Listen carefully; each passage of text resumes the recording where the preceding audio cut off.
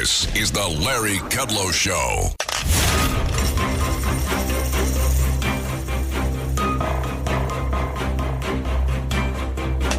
Now, back to the Larry Kudlow Show.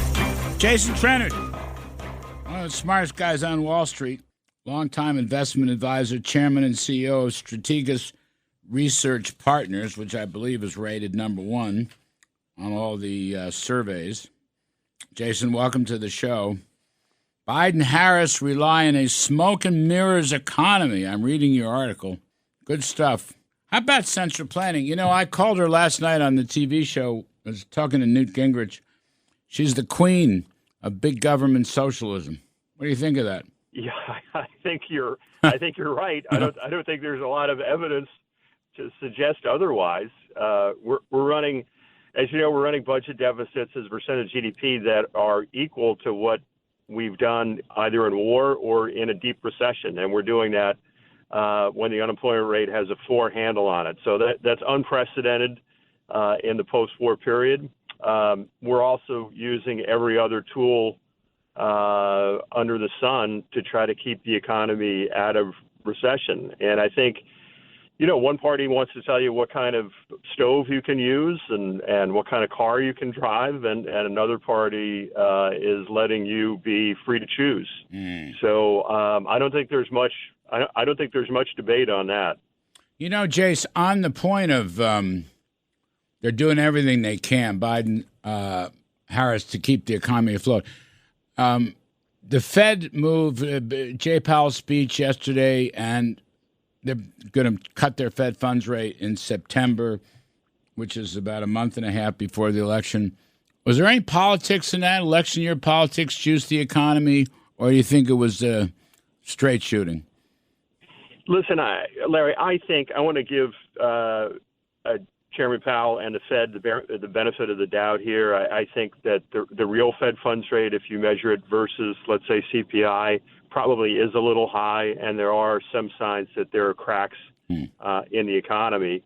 You know, having said that, as you know, the Fed's balance sheet is more than 10 times the size that it was in 2008. So the Fed has already kind of paid at the office, if you will, politically to monetize a lot of the debt that we've accumulated over the past 15 years. So I don't think this particular move is political, but I think the Fed, by engaging in quantitative easing for so long, has created enormous disincentives, has created enormous misallocations of capital.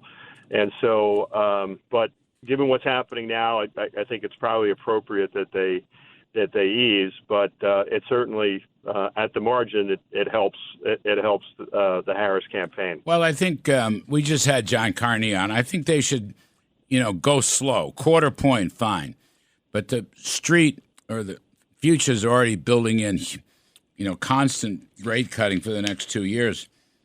If you're running deficits of 6-7% of GDP, deficit spending, they should go slow, not fast. And I think that absolutely.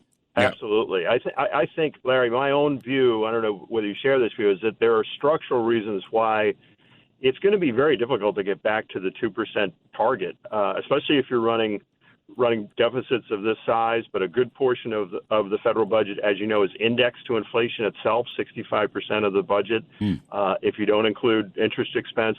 Plus, as we've talked about many times before, they've funded it all at the short end.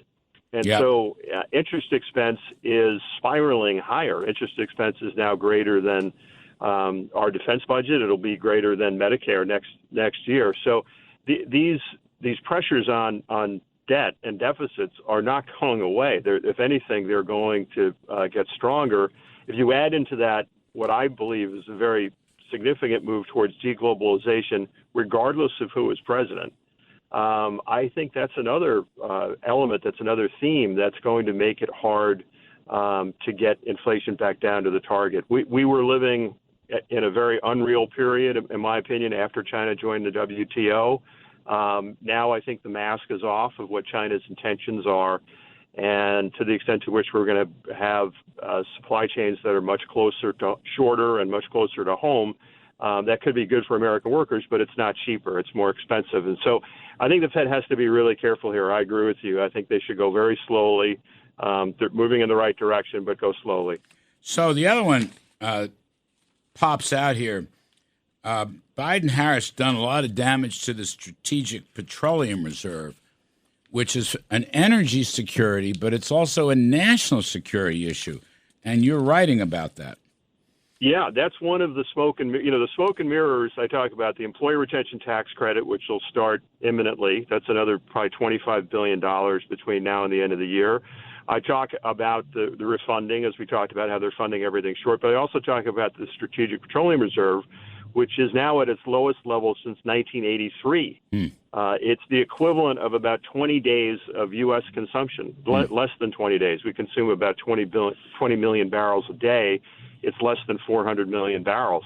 So it makes no sense, given the fact that we have vast energy resources. It also makes no sense, given what's happening in the world, that we would be running so close to the sun on something that's so fundamental to our economic and military security. But it does, at the margin, keep prices at the pump a little bit lower. And there's no question in my mind this is politically motivated, and this is designed to keep the economy looking a bit stronger than it would be ordinarily if we were doing the right things for the country's economic and military security. Let's produce more oil, damn it. Let's produce more oil. Let's produce more natural gas. Let's produce more liquid natural gas. You know, liquid gold. I mean, Trump's got this story right, Chase. He does. We're running out of time. But, yeah. Let's start already exporting it. Let's make it, yes. We have it. And it's clean. Why not use it? It's clean. It's the cleanest in the world. Anyway, Jason Trennert, top Wall Street advisor. Thank you, buddy. Folks, we're going to take a break. Next up is the great Steve Forbes. We're going to talk about every darn thing, life, liberty, and the pursuit of happiness. I'm Kudlow. Please stick around.